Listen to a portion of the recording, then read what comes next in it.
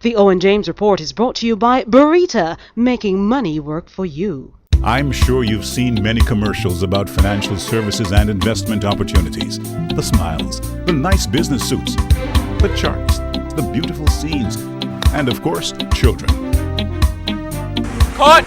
But real financial management means more than selling you a product or service. It's about protecting your money, your life, your future.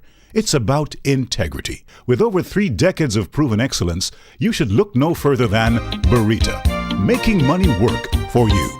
Good evening. This is the Owen James Report, and we begin with contrasting news from 2 companies listed on the junior market, Honeybun and Jamaican Teas.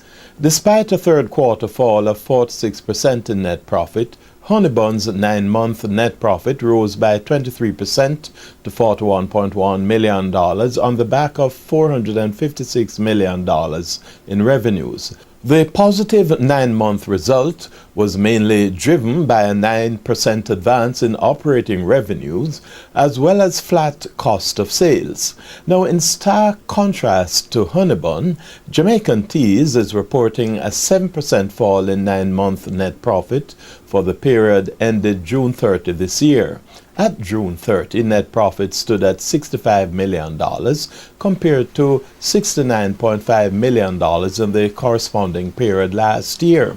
A sharp decline in revenues from the manufacturing division of the company, as well as increased marketing and administrative expenses, were mainly responsible for Jamaican Tea's negative results.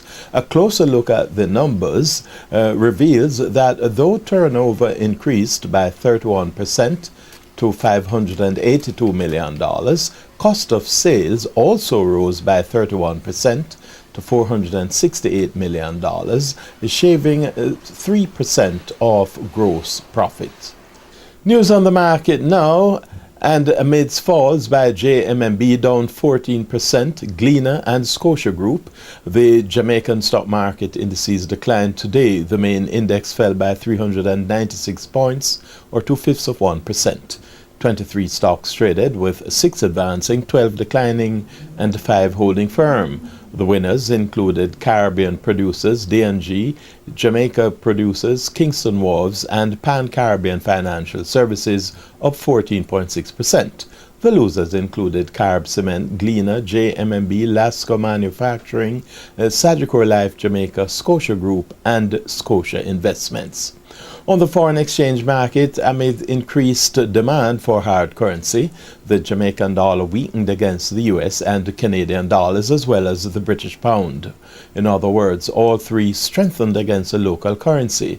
The American dollar gained 4 Jamaican cents to close at an average selling rate of $89.70, whilst the Canadian dollar jumped by 30 Jamaican cents to close at $90.21.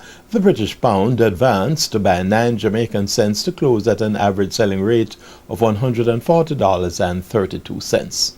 Now finally, we look at the performance of 2 key commodities, oil and corn.